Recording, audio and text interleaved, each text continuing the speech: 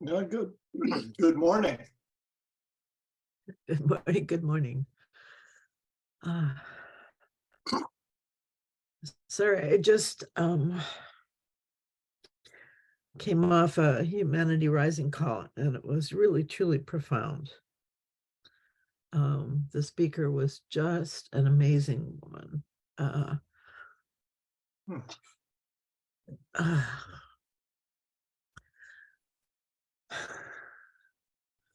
And what caught me was she was going through her life story. She had been born out of wedlock, and so her family did not want anybody to know about her.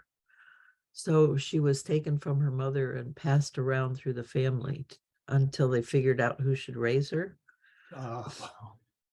And so she had this belief that it was unsafe to be seen.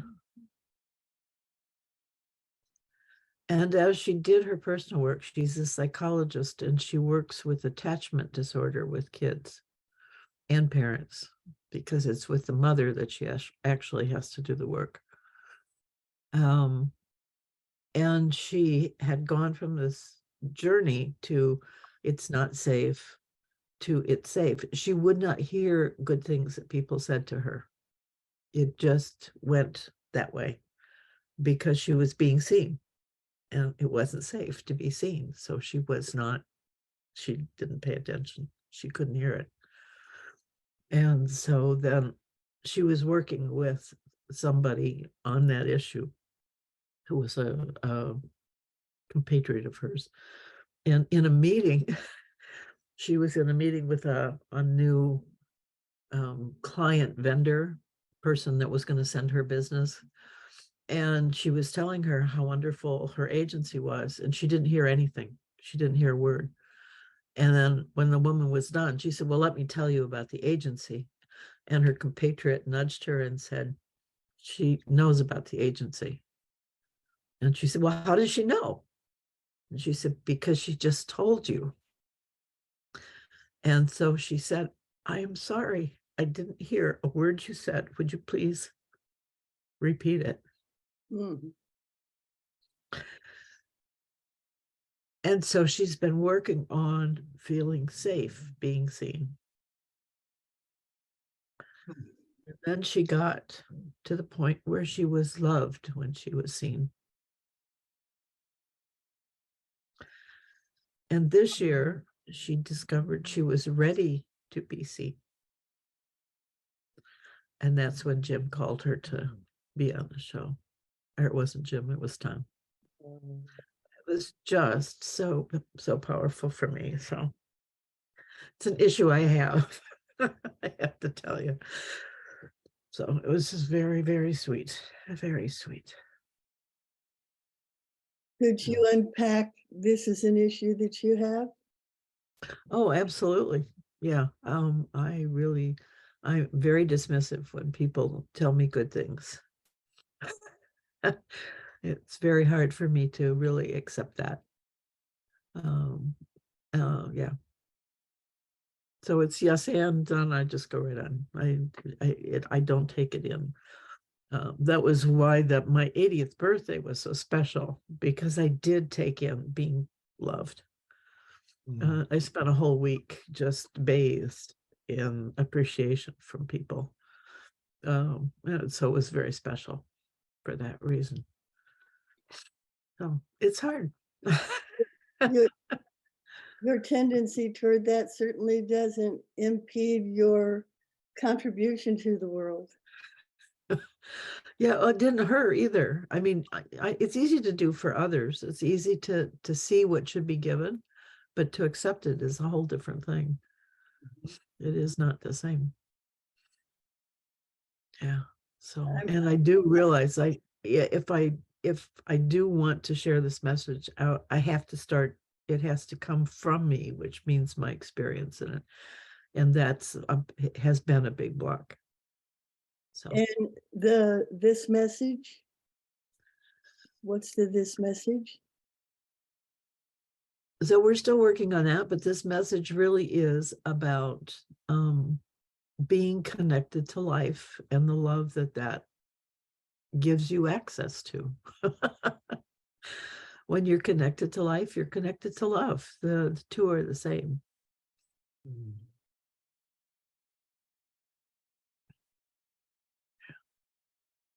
Yeah. Nature and life and love and God Sure. are the same thing. They're all the same. That's exactly right. That's exactly right. That's exactly right. And it's our essence, Yeah. essence that we share Yeah. as a species. Yeah. Yeah, Robert, you were there yesterday with Brian Swim. I Mhm. saw, yeah, I saw you there. What did you think of that? I didn't see you, Annie. I guess I forgot or was doing something else. Okay. I guess I didn't know it was live because I've been watching the video. Oh, okay. Guess I Yeah, didn't no, know it was live. it was. Wow. I even got to ask him a question.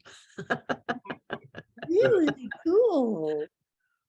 Yeah, no, I've had a problem with the Noosphere. And I listened to what he said about it, and it was like, oh, all humans will be connected on the planet. Yeah. Well, we don't do so well when we're all about us. Sorry. And the fact that we would all be connected is not, for me, a thrilling experience. That has tremendous potential for misdirection. But I think it's our connection to everything else, as well as humans, that is going to ground and center us. And if we don't open to the rest of that, it's going to be not necessarily a good thing or a good experience for everybody else. Yeah, good you brought that up. Yeah. Because I was actually quite disappointed and I left about 10 minutes before the end of the hour. Okay. It was a rumpled old professor sort of going through his shtick, That's the way it came across to me. I was excited by his writings, but that was 35, 40 years ago. Yeah. And I just didn't think he'd gone any further. Yeah, you're talking about Brian Swim? Brian. Yeah. Yeah. And that's probably not the case, obviously. Trust yourself. But I don't know. But the thing is that the meeting itself, when I compare the energy and the life that flows through what we share and what I share with in other situations, there was nothing, Yeah, it was about, yeah. It isn't about personal charisma. It's about situational charisma. It's the spirit flowing through and interchange. It wasn't there. And I got bored. And plus I had things to do. You see, it's not, all of those things as information, is fine. Yeah. We've been going over it for decades now. And it's sort of what you were saying, it's one thing to talk about the body of humanity coming together, and it's quite another thing to look at the record. Collective record. So I'm hearing what you're saying, and it's like that's not representative of the noosphere as I've understood it from the very beginning when that term was introduced. The noosphere, it's not about human connection, it's about access to information. That's true. It's about the global brain, but it's information, not connection. Yeah, we have access. It's amazing the information we have access to, and especially with the internet. But we don't even have to have the internet to get the information. Well, and today, what HR was bringing up, what Tom brought up, was in his personal work, he's discovered that we have 5 bodies. And if we can access those bodies, then we get information. That's why some people see auras and do all this stuff, because it's the information that's around us and you're just able to access it. But we're turned off very early, by people who go, oh my God, what are you doing? Oh, that doesn't happen. That's not real. That kind of stuff to kids just shuts it down. And so we grow up without it, but we can go back and reclaim it, which is what both Tom and Michelle were talking about, their way of doing that in different ways. And that's for me closer to the noosphere. I mean, I've been really disappointed. In fact, after I was so excited when I first found it and I sent out the email saying, oh, come listen, I went back and did some research and I went, well, maybe not so much. But I have great respect for Brian Swim and all the work that he did. And so I really wanted to do that. My question to him afterwards was, what I'm hearing, what he said was it's all humans. And then somebody else with another question came up and said, well, animals certainly have their own noosphere, right? And other bacteria have their own noosphere. And he said, oh, yes, that's true. And then I came in and said, well, yeah, but it seems to me that the idea is that it's all connected. We're a biome. We're speaking for all of us. That for me is the noosphere, is that we're speaking for all of us. And if we can expand that to the planet, then we've got something. And he said, oh, yeah, you should come to our thing in November and talk about it. And he really took it in. He could hear that was a different way of seeing things than what he had seen. So maybe that was why I was there. I don't know. Yeah, and I don't know anything about the November thing, and so I have no idea whether that's going to happen or not. But well, it's a celebration of the birthday of Teilhard de Chardin. oh, okay. They're actually in the process of, which he explained earlier on. They're in the process of putting together this gathering, and he said there's not much information yet, except that they know they're going to do this because they want to celebrate. It's 100 years or something. I don't know. Good. Yeah. Well, and I used to teach at CIIS years ago, where he's teaching. Yeah. Well, you'd be wonderful there. Say that again. You used to teach what or where? Oh, at CIIS. California Institute of Integral Studies. Oh, right. Yeah. Oh, nice. Yeah, because that's a cornerstone. Yeah. Well, it's interesting because there's that one and there's another one in Boulder. Naropa. Thank you. It starts with an N. That was as far as I could get. And I've never taught at Naropa, but I was involved with it in different ways and knew different teachers there and that kind of thing. And it is so hard for those schools to continue because they just are not grounded, and they absolutely hate the detail that has to be done to keep yourself financially viable. They do not like that at all. And they will kick people out and I saw it. I mean, they would get somebody who could manage that part of it and they'd kick them out as fast as they could because they started asking them to pay attention to that kind of stuff and they don't want to do it. They just don't want to do it. So Naropa is always losing money, always on the brink of insolvency, always, and CIS was going through that. When I was there, they were moving from one location to another. I don't know where they are now. But yeah, money's always hard because they can't do the detail. Well, one thing that I noticed yesterday, and I mean, I shouldn't just blast the whole thing, with my scatter gun. I'll be very specific. It's like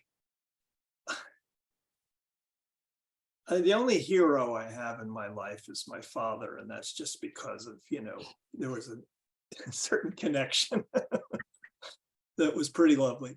But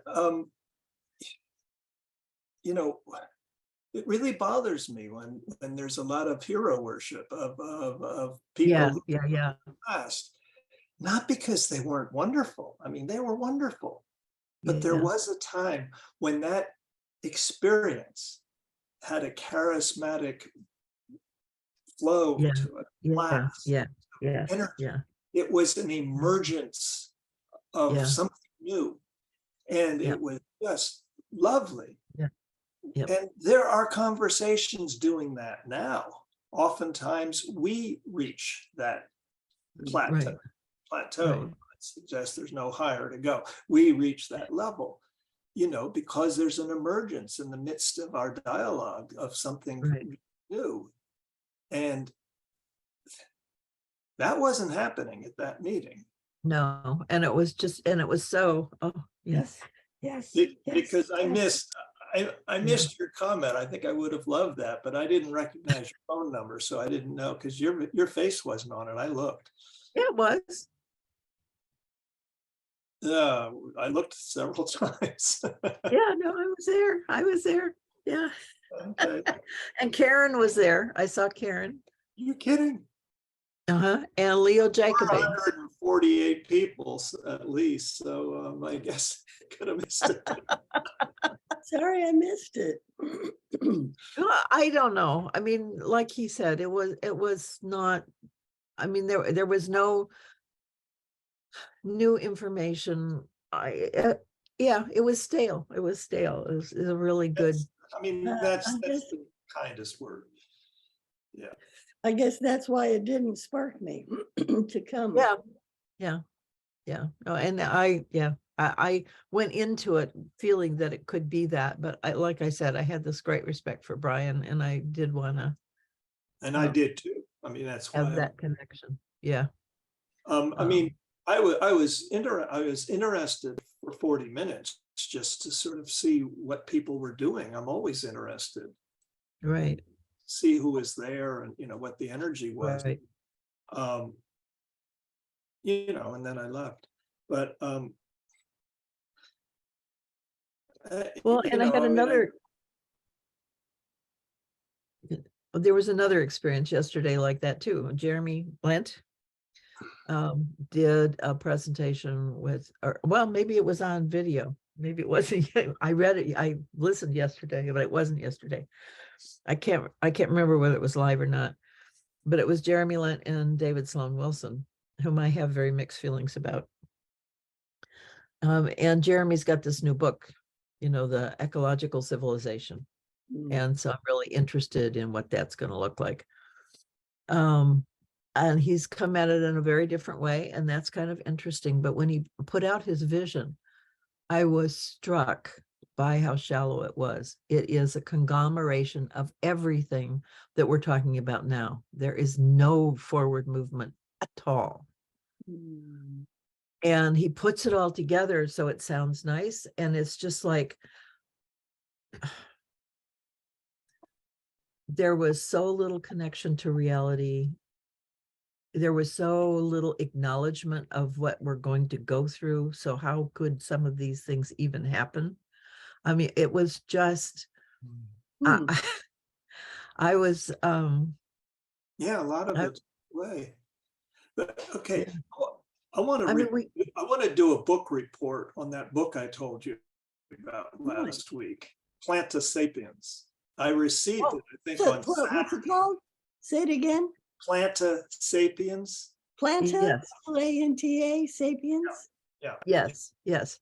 And the reason I want to do a book report is it absolutely correlates to what we're talking about now. So here's this guy, this researcher, who's also a philosopher. I mean, he was a doctorate of philosophy as well as, you know, biological, you know, research.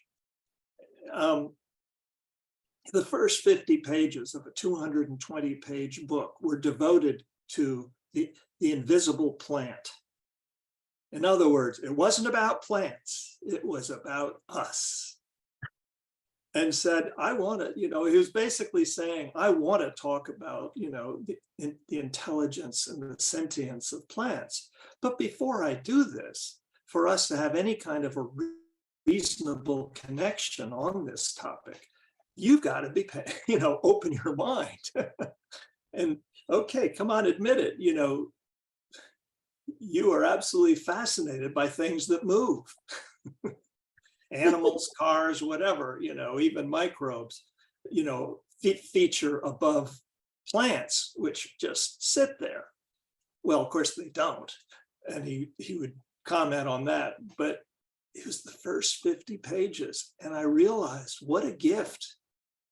I'm about to read it for the second time, the whole book for the second time, simply because I want to savor this part of it, which he carried on throughout the book, making allusions to what he'd said before, and he's very humble about it. I mean, there was actually some really good information, and in the notes were filled with about 300 different books and studies, and that he was noting. But he was very humble. He said, I don't think the truth, I don't think the final word is being said on this. However, from what I've learned, I know that we need to do this research, and we're beginning to develop the tools to do it effectively, so that we can quantify different activities within the plant, which will show absolute correlation to the electromagnetic movement of within our nervous systems, because the plants don't have a nervous system the way we do, but they have something different made up of the phyto structure of the entire stem and network throughout the plant. He said it's highly probable, because they're already picking up electrical distribution, electrical pulse distribution throughout these structures. And he carefully went over all of that, but he kept going back and saying, none of this will make sense to anyone who has a fixed idea about what plants are or where they stand in the hierarchy of life. Oh, nice. And yeah, it was, in fact, I brought it up last night, talking to this friend of mine, a young man, 30s, who is absolutely, plants aren't sentient. Plants what? What did Plants aren't sentient, way we would put it. But I told him about the bulk of the book, and that fired his imagination, because this young man is an extremely open mind, I think, for us. He's a rocket scientist, basically. He does aeronautics, rockets and jets. But so we had a rousing conversation around that. So what was your experience of the book? What did you experience? Your bodily, sensorial being completeness? Well, my experience was one of true humility, for the fact that I don't know anything about plants. From time to time, I was filled with memories of, various times that I've sort of transformed, what would it be the word, transcended those feelings, and had a distinct advantage, distinct, what should I say? The word isn't coming. An experience that was quite profound with a plant, a tree generally, but also other types of plants. And I could understand that what was moving within me was a desire to, to open myself to this possibility. I'm agnostic at this point. Just as I think the author, well, he's less and less agnostic and more a believer, but What's he a believer in? Very passionate in the sentience of plant life. Oh, sure. I mean, he would wholeheartedly allow that, plants are remarkable beings. He's only being, withholding his absolute Adoration. acceptance and adoration by the stumbling block of, are they sentient in the way that humans are? And he suggests that they are, and he's also described a number of different experiments that are just in the beginning stages of development, to prove that they are, prove in the sense of being recognizable by the human approach. They are our elders on whom we rely for our very lives. Yeah. Plants are. I think that's part of the humility that will come when we do that connection, because you Yeah. begin to appreciate the wisdom that's there, which right now we see everything through our eyes. If it doesn't match who we are, if it's not like us, then it's got to be less than, right? And when we connect, then you get access to that. And that's where the humility comes in. So that's why I feel comfortable with that connection, but I don't feel comfortable with humans connecting with humans, because that humility is not there. We get into our egos with that one. We can get so caught into how grand we are instead of how we're just a part of. Yeah, that's a major trap. Yeah. I mean, think of it. There are trees that are as old as some of our oldest written accounts of anything. Yep. I mean, I 4,000 years old, and they're still alive. Yeah. I saw the olive tree in the Garden of Gethsemane when I lived in Israel. The ancient is ancient. The ancient presence, Yes. body is awesome. And this guy, When we were kicked out of the garden here, it's like, why,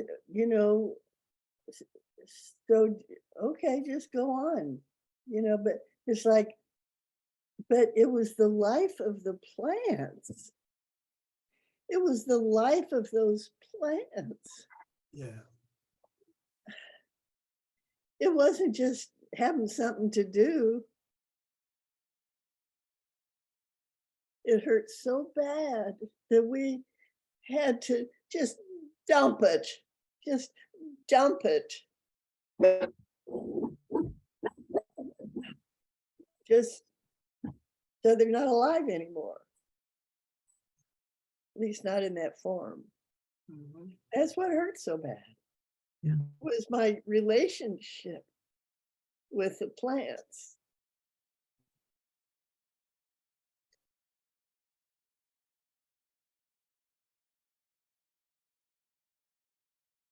Right about that, Ani. What? Right about that. Okay. Yeah. Please. Okay. Yeah.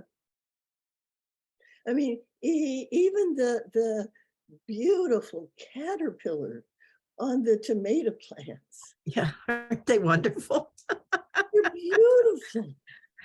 And vibrant and fierce in their hunger. They are just focused like you wouldn't believe. Yeah. And loving every bit of it. Yes. Yeah. I had one in my back porch that ate my tomato plant, and he was just so thrilled. I didn't. He was so happy. He'd fallen into heaven, and he was enjoying every minute of it. I couldn't take it away. No, He deserved his pleasure. Yes, it was tough. Yeah. Speaking of another life form, the black cat you often see, Chloe. Mhm. Last night, for some reason, she chose to sleep at the bottom of my bed. Oh, She never sleeps on my side or hardly ever sleeps on top of the bed, but she slept there for 2 hours. I woke up at 3 hours. I woke up 2:30 or something to use the bathroom. And when I got back, I kicked her, and so she got up. She felt disturbed. So she started crawling up my wife's back and started making noise. I didn't want her to,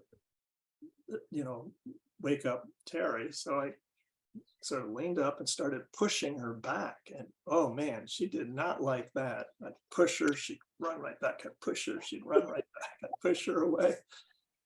So finally I said, oh, there's something else happening here. So I just lay back, and she immediately walked around Terry's head, then around my head, and then sat down on my chest with her tail wagging over my nose and started kneading for about, 20, 30 seconds. And then she left. She started what? You know, Oh, Kneading. that kneading. Yes, kneading. what I realized is, what I got out of that, for one thing, it was thrilling, just to have her say, you're not doing it right. This is the way it has to happen. And she was absolutely certain of that. And then she left, and it was fine for the rest of the night. But it was it was the fierceness of it, but not in a way of danger, but just in a way Right, of right. saying, Intentful. this has to be done this way. And I know you're 100 times bigger than I am, but But you love me, so I can do this. yeah, it might have, she's sort of a skittish cat. So, always has been. So, it took something for her to do that. So it's another reason I call it fierce. Yeah. And I was quite moved by that. Happy too, because I just got to stretch out and go back to sleep. But anyway. Interesting. Yeah. Learning to sleep with animals is definitely a learned skill. Yeah, they always want to come up to where your face is. They won't stay Yeah. at the bottom where your feet are. Well, when you're standing 10 times taller than they are, it's the only time they can reach your face. Oh, that's right. Yeah. Anyway, it's that's just an example of how much we have to learn. Plants can't crawl into bed with me, so I'm never gonna get that lesson from a plant. But I dare say, you asked me what was the visceral feeling I was getting reading, and that's actually a very good question. And I don't, I stumbled for a moment because I wasn't connecting in that way at first. But I have, maybe we all have, the need to make that connection with plants in particular. And it's possible, but only possible by allowing it, Oh, Yeah. Kleenex. It's only possible when we allow our consciousness to open up to that possibility, that it's worthwhile, that it's,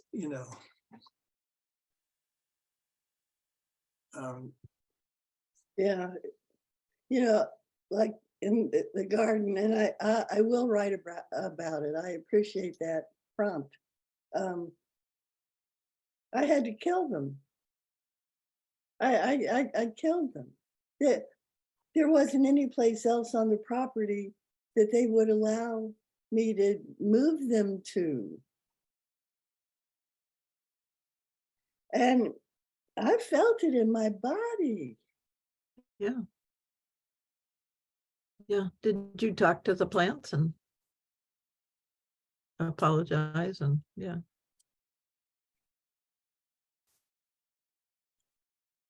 Yeah, Not really. I was in an altered state.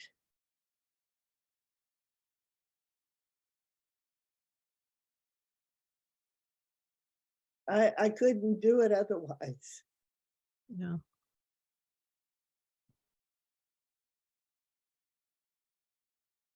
Yeah. well, this author did point out that the scientists who work in the field that he is, working in with that consciousness of plants have studied them to the point where they're becoming convinced that plants actually domesticate. And he used the word domesticate after defining it in the sense that he meant it. Domesticate the ants, the bees, all the creatures, that work with the plants in order to propagate, in order to, assist them in rooting their root system into the ground. I mean, there are all kinds of different things, and they all work together. So he used the term domesticating, which was purposely meant to show that it's conscious, it's a choice. Yes. And signals are sent out. He said there are oral signals, sounds, there are infrared radiation that's sent out. Sense. And scent, so that there are all kinds of different signal systems that are used, and that there's a mutual benefit. And in fact, they can trace, the evolution, the DNA evolution, to show, that there were significant differences that occur within insects, that relate to plants in this way, that say are allowing themselves to be domesticated in this way. And I'm going to get that book. Yeah. So for me, this really speaks to what I got out of Andreas Weber's understanding, that this symbiotic relationship that all life creates with all life. That's how it's an integral whole. That's how the whole comes about, is by every part saying, sure, I'll play my part. I'll do my thing to make us work better. And there's that understanding of us working better, which is one of the things that we're so missing in our political discussion. If we could move to that place of us working better, then we all feel the energy that would, generate, that how much that would come together. And I think that's really what we're working on. That's what has to happen. I read a story a long time ago, a couple of books actually came my way. And one of them was a book by, I don't even know the person's name. He was male. And he was talking about the creation of the world and how disturbed he was that someone from another planet had chosen to bring to this place that separate arrogance and selfishness that we're so inundated with right now. And he couldn't understand why that happened. Why did he have to destroy, in his words, what was so wonderful here? And so just to have a different slant, the whole indigenous perspective, and then the shift to colonialism is how I see that in our time being expressed. So I'm wondering, I mean, we are all one, like it or not. So there has to be a purpose for this. And maybe it's the learning of how to be one is why they're here. That they're so resistant and so selfish and so me-centered, and they have to learn that's just not a functional space. It just doesn't work. It's destructive. It's not in our DNA.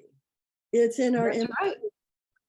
That's right. But it's still certainly in our culture and certainly in our life experience. So there's something about that that needs to be addressed, or that will hopefully be addressed in this process. We're nature, and nature learns, and we're learning, we're getting feedback. Yep. Yeah. Well, I mean, and it seems to be needs to be very strong in order to be heard. well, you know what? I reread a paper this morning that I'd written a couple of years ago, and I wrote it in order to try to understand better some of the most, let's just say, interesting of the quotes that are from the Gospels that are attributed to the Christ. You know, one of them is that the Father is as close as hands and feet. Mm. You know, I've always wondered about that. So the paper was exploring that by I was discussing my understanding of how atoms work, and you know, that they're 99.99% mass of the mass is in the nucleus, protons, neutrons, and whatever those two are made up of, and the rest is invisible, and you know, is a field of electrons. It's really a field which does have a negative charge. And I likened this, well, and I said, you know, that humans like to see themselves as atoms, you know, they're separate, an island unto themselves, you know, thinking, oh yeah, but they miss the point that there's only a few atoms that do that, the noble gases. And even they can join together in a pair, you know, some of them. No, you know, atoms join together. That's the whole thing that happens. You know, 99.99% of all atoms which create, you know, which are the matter of our universe, are because there are these collectives of compounds and molecules. You know, and so I started developing all that. And then I got to the point, well, what is it about humans? You know, they think that they're like the old Greek, the ancient Greek idea of an atom, which is something concrete and the small, you know, the smallest entity that there is. That's the way people like to think of themselves. But in fact, there's this whole consciousness that's like the energy field of the electrons. Oh. So I'm thinking to myself, well, and the thing about another thing, years ago, I read this little book put out by Svend Gorny, I think, the chemist, Nobel Prize winning chemist. And he talked about electrons that he talked about. No, he reveled in the fact that electrons do this dance in and out of reality, or I think he even used the word heaven. I couldn't tell you for sure. Where do they go? What do they bring back? You know, who knows? And I suddenly started, as I was writing this, the emergent quality was I suddenly started realizing that our thoughts do that. When we are totally relaxed and at one with our beingness, it's as if the Father or Mother God, however we wish to see it, walks with us and is as close, it's closer than hands and feet. It's beyond material. And so I got such a pleasure in reading that and realizing, you know, there really is something to that. And I think I was reading it because of the Noosphere. You know, I realized I had written something about it a couple of years ago and I wanted to check it out. But I think there's really something there, you know, that this Noosphere was a name given to something that is absolutely real. It's as real as the electron field. That's why I was excited. Yep. It's absolutely as real. Yep. And we need to, as the human species, we need to find out how to utilize it. And the other thing I realized How is to be in relationship with it, not utilize it. I do it conscious. I mean, that's what we do when we stop and open to receive understanding, some glimpse of whatever it is we're trying to understand. Then the information is in the Noosphere and it's accessible. Yeah. Carl Jung talked about the collective unconscious. Do you think that was the same thing? I mean, that's what I kind of got, that there's.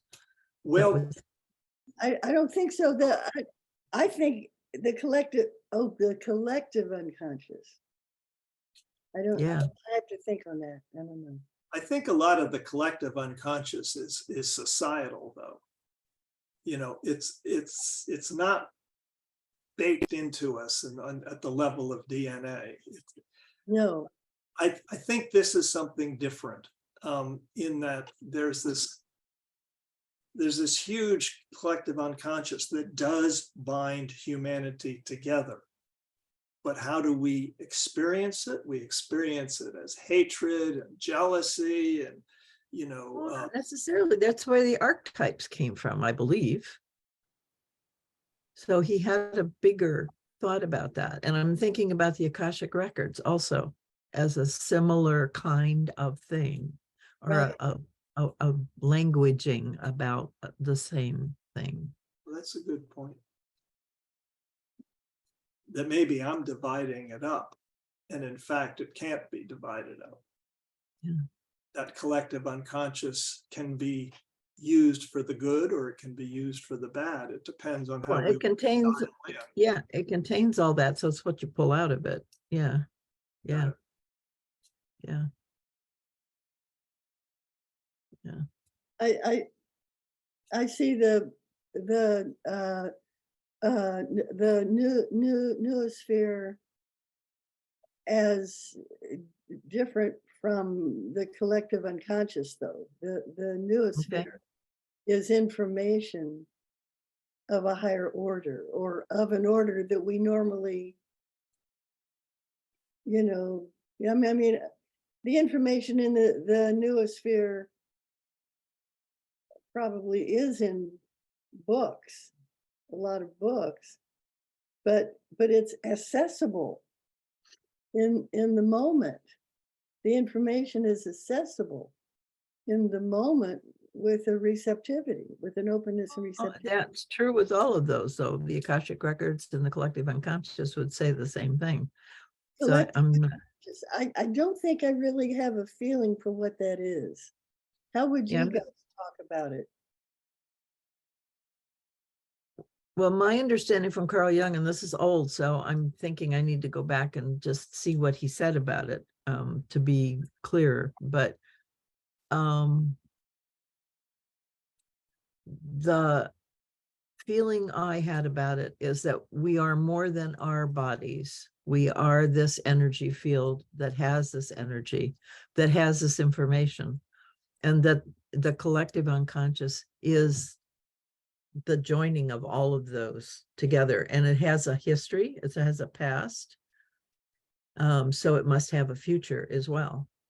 Although I don't know that he talked about the future that much. I mean, he was a psychologist, and so, but he did, I think the archetypes that he talks about came out of that collective unconscious.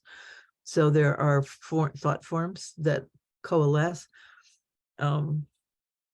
You talked, Robert, about how our thoughts pull energy out, and our thoughts really do make things happen. When I was in Berkeley, there's a beautiful little museum there, and in the back room was this statue of Ganesh that had been taken from India, and that statue was alive. It had been worshipped so long. And it was lonesome. It was sitting in this empty room with It other was statues, awesome. all by itself, with nobody paying any attention, walking through and, oh, it's nice, but no engagement, no acknowledgement of its presence. I still think about the sadness of that. And it became alive because people loved it enough to do that, to give it that sentience. Yeah. When we talk about the collective unconscious, it's my unconscious and your unconscious and your unconscious. But it has to do with my life, my personal experience on Earth. Mhm.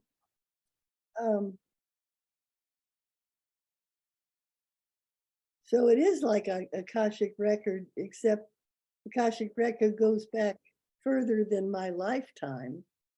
Well, I would think the collective unconscious, archetypes do. I mean, they're not current, they're old. That's right. The collective unconscious is more personal to me, to each of us, because it's an interior phenomenon of experience as living on Earth. I don't know. I'm exploring as I'm talking. Yeah.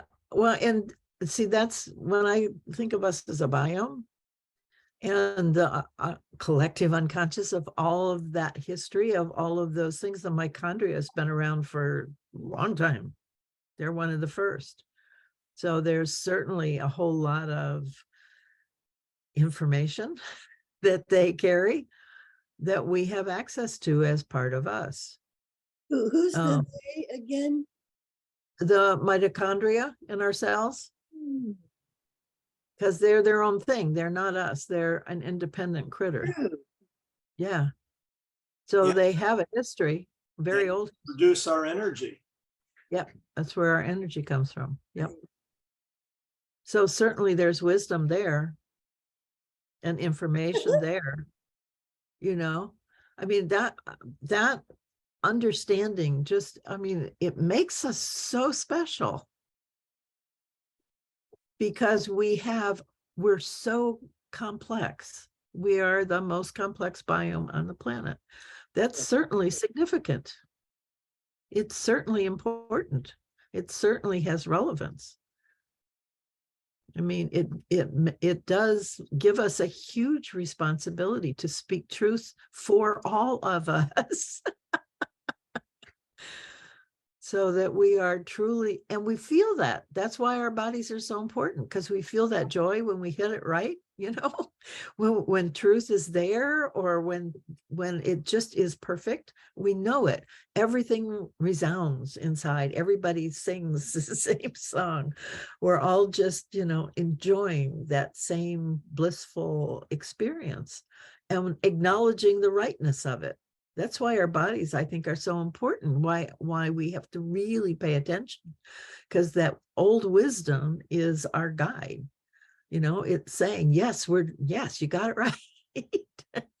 And when we get into our heads, it's a very short memory span. It's there's not a lot of history there. Nice. Very nice. Yeah. And at least we're old and long in the tooth, so that helps, doesn't it? Three of us, I mean, it helps, but I guess the younger ones or myself when I was 30 or 20. Well, and Michelle was, talking today, what would the world be like if mothers were conscious of maintaining and fostering that connection with their child while it was in the womb, really thinking about the child, really noticing that the child is there. So the child comes out knowing that they are known, knowing that they are loved, knowing that they are seen. what a different world that would be, you know. Yeah. I've never been a mother, but I would think that every woman who has a child growing inside of her would develop a relationship with her, would have a conscious connection. Does that mostly not happen? It depends on the mother's life. Is she worried about the bills? Is she in a Right, war zone? but Is she? generally, can you make an assumption, or not assumption, but no? Not from what Michelle is saying. I mean, I'm sure there's enough of that because a lot of us are, you know, not horribly warped, but then there are, and more so, I think that's been an increasing issue with our species because of our tendency toward the violent, in so many ways, that we're actually increasing the number of children that are born without that attachment, What which is was why we're seeing the mental health issues that we see so much. And that's so foundational that if a child isn't attached to its mother and doesn't feel that relationship, then it can't really be in relationship with anything else either until that's healed. And some kids for whom that's really severe, that's the problem. They act out, you know, we see it. We have stories about kids and families that are just uncontrollable, because they've never been connected. And that emptiness is just fierce. I mean, it touches everything. It just makes you want to destroy things.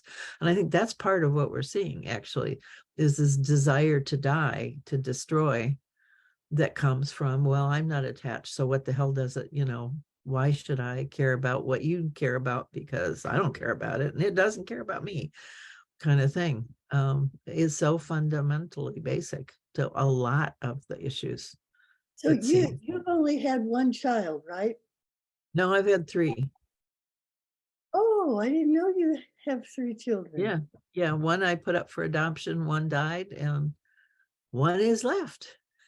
Oh, what was do you recall your experience of being a woman with a being growing Yeah, in?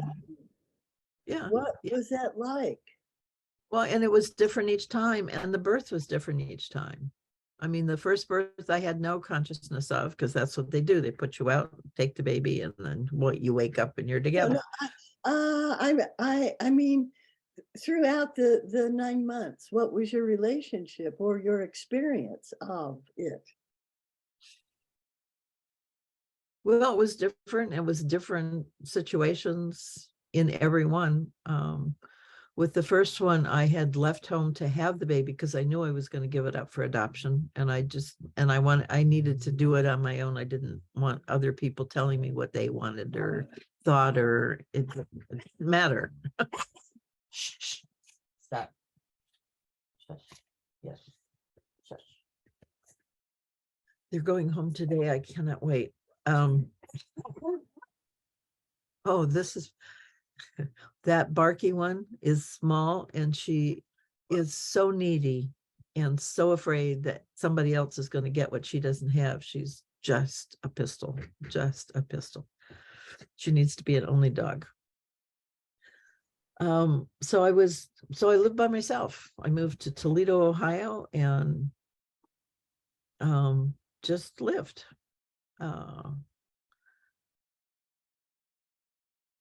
There was a kind of happiness about being able to just do what I wanted to do.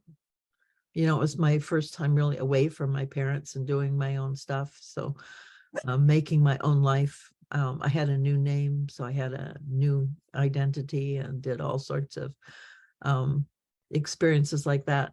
And I was also very clear that I did not want to bond to the baby, that was going to just be pain all around. So I did not do that. Makes sense. Yeah. So I don't know what the baby's experience was. I can't tell you that, I don't know how that was seen by that entity. I have no idea at all. And when I was pregnant with my son, I knew it was a boy. He was wanted. There was a lot of joy in that, and he was a very joyful person. We had a lot of good times together, and a very old relationship. And this lifetime was to heal an injury I did to him 4,500 years ago, which we did before. Yeah. So that relationship was all about that. And my daughter, she was wanted. I realized that I wanted a girl, and that in order to have a girl, I had to heal my relationship with my mother. My mother had multiple sclerosis, and I was supposed to heal her, which I didn't do. And she was also really, really scarred by the fact that women weren't allowed to do things. She felt just totally dismissed by that, and very constrained by that. And that was something that I actually got in the womb from her about that. When I was doing my cancer healing, I went back to the womb and did some reconnecting with that. So I never had, and she was a very manipulative. That was the other part. She was very manipulative. So none of my memories of her are really soft and sweet at all. I do appreciate she taught me to make pies, to mend socks, because she thought those were feminine things that I should know, So I appreciated her doing that for me in a dutiful way. But she was so consumed with her own body and her own illness that she really didn't have time for much of anything else. So that was my womb experience and my external experience with her. So I had to heal that so that I didn't carry that over to my daughter. So I made peace with my mother, and then Josh was able to be born. And that pregnancy was, again, we were making our home. We were in a flat, but it was very much about family and friends. We had a lot of friends who came over. Everybody drank, which I never could quite understand.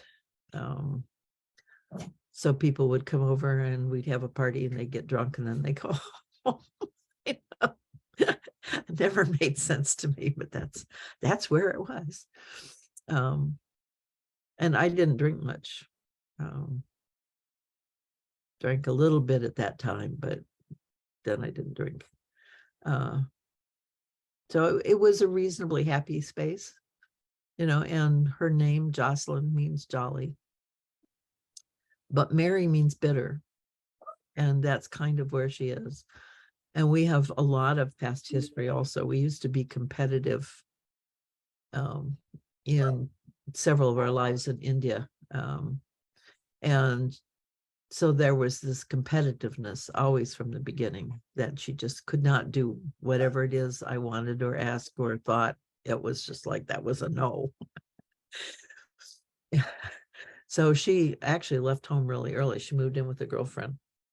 And it wasn't until she came back that we've been able to work through a lot of that. And she when I told her about the past lives and our competitive, she, yep, I get that. I can see that. And that eased a lot, because it became more conscious and she realized she didn't have to do that. But it's still there some. So it's hard for me to give her advice or to do that kind of stuff, because that's not her first. She doesn't want to say yes. Thank you for sharing that. Very rich, very insightful. Bless you. Thank you. Yeah. But I held both of them for hours. I would rock with both of them in a rocking chair. And sort of sadly, when Joss was born, I remember telling Ben that I just didn't have the time to spend that much time with him anymore. And he kind of accepted that. But I still feel bad about that somehow maybe I could have spent more time with him with that. I mean, just hours and hours just rocking and singing to them. Yeah. So they both, I think, felt cared for as much as I could do. I just had the sense when I was younger that I didn't have the makings of a mother. Mm, I that in the home with children was not my calling. With husband and children, never even had the slightest inkling or desire or relatableness uh, to that lifestyle. I kind of think that Joss had that same kind of feeling. She remembers playing dolls and stuff with the cat, but she doesn't, and she had dolls. I don't remember her playing with them a lot or doing a lot of that stuff. I did. But she's never had kids either. And she had a chance to have them, but the relationship was really toxic and she decided not to do it. And I think that was probably a very selfless thing for her to do, because it was not a good thing to bring a child into that particular relationship. And yeah. So you can tell a little bit from the best Christmas presents that I ever had. One was a Howdy Doody doll. That was my doll, the Howdy Doody doll. And my gun and holster set when I was 12. yes, I had one too. Yes.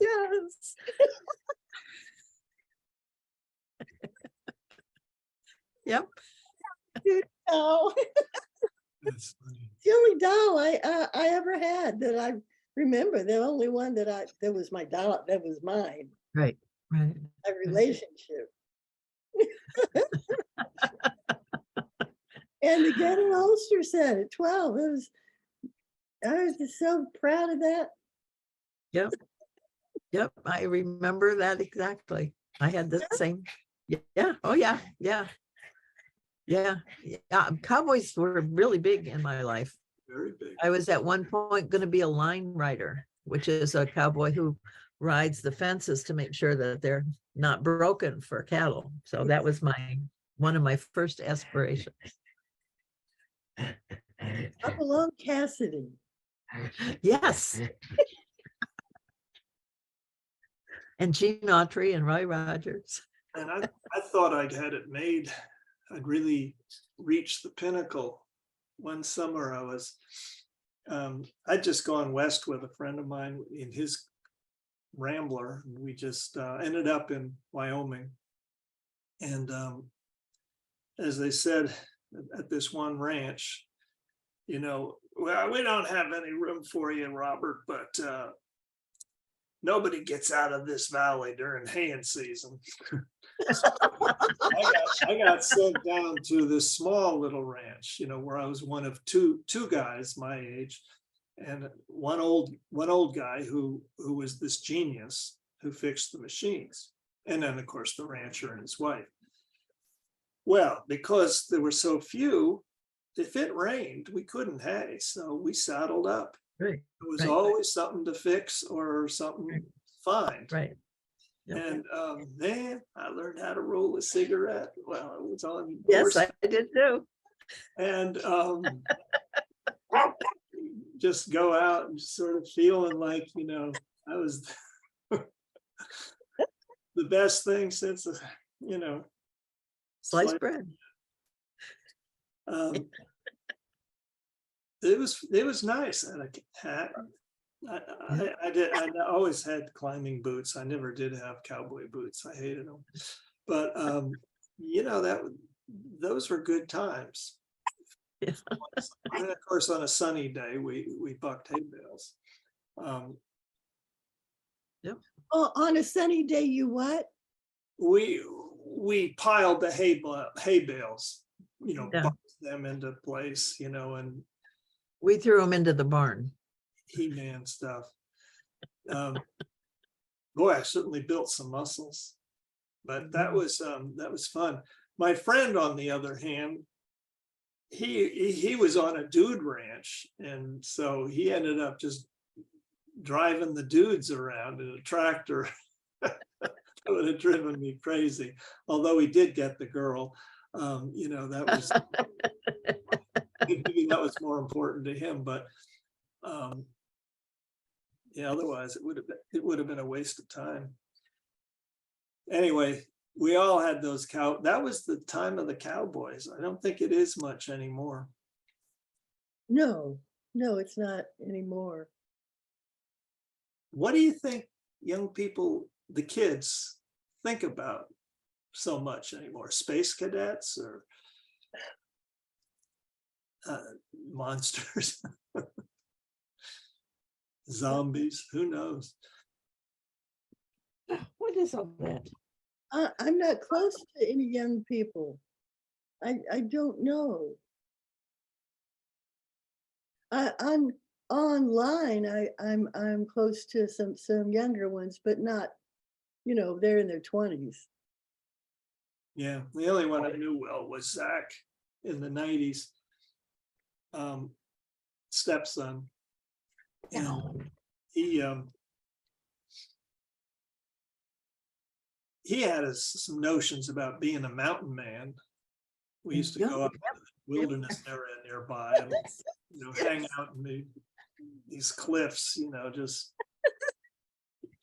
I read all the Mountain Man books in the library until the librarian stopped getting them down for me. She said, you can only read what you can reach. That doesn't seem fair.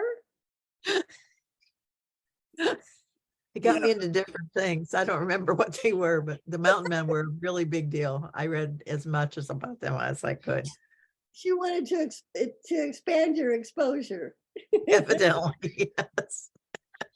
She wanted you to be able to reach the girly books, huh? Probably. I don't remember. Yeah. Oh, it's amazing how much we share. Yeah, when I was 12, we moved out of Detroit and into the suburbs. So I got a horse shortly after that. So I was able to live all that cowboy stuff for real for several years. Yeah. Oh, nice. Yeah, I've never had a relationship with a horse, but I admire them. Oh my God, they're so beautiful. Yeah, they do touch something in us. They really do. Yeah, they're very special. And when you look at what they go through for us, I mean, I'm just astonished that horses do that. That just blows my mind. What do you mean? Oh, they go through wars and just all sorts of things. We have put them through incredible things, and they're always there. They've always been there. And then when we moved from horses to cars in New York, they killed thousands of them. You know, the horses that did everything in the city were just slaughtered because they didn't need them anymore. Yeah, it's just horses are very special to the human race. Don't know why, but they are. Well, they're very special. My sister has been a trainer, a sculptor of, a lover of horses for 60 years. Yeah. 64 years, actually, to be exact. She first wandered over to the one stable in our town and just started hanging out there at 8 years old, 9 years old. And so finally they said, well, you know, if you want, you can clean the barn. Clean out stalls, yes. Did that for years. They finally ended up giving her a horse. And then she's owned many since then, and worked as a trainer and so forth. But anyway, to listen to her talk about her relationship with a horse. One afternoon, she waxed poetic for, I don't know, at least an hour, maybe more. She's not a huge effusive talker, but well, she can be sometimes, but she, talking about just the relationship that they had, her horses that she'd had for up to 20 years, just Wow. what was established there. It's quite extraordinary. I mean, it was more so than I've ever heard anyone describe a relationship with a human partner.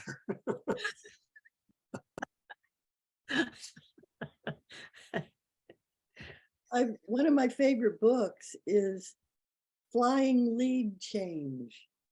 It's about horses. Yeah, no, I know what a flying lead change is, but I didn't know there was a book with that name. It's wonderful. And the context of the book is horses as our ancestor who have learned things that we haven't learned yet. Yeah. Like how to really be a community, how to be I forget what like a pod. A herd. Word. Smaller than that, but yeah, I mean, I should read that again. And because it was about this, I mean, the author had a ranch and made her horses available to corporations, training, the training of people to pay attention, to learn, to develop the characteristics that horses have. Yeah. And leadership. Yeah. They do horses as leadership training. Right. Yeah. I'm gonna revisit that. Well, it's an interesting thing to title a book. I mean, that's very intriguing to me that you would catch on that particular issue. Because I knew that she was writing this book to inform us that it's time for us to make a flying lead change. Yeah. That's just a incredible metaphor. Yeah, just jump up in the middle of the air, change how we're going forward. Yep. Got me right away when I heard that title. Yeah.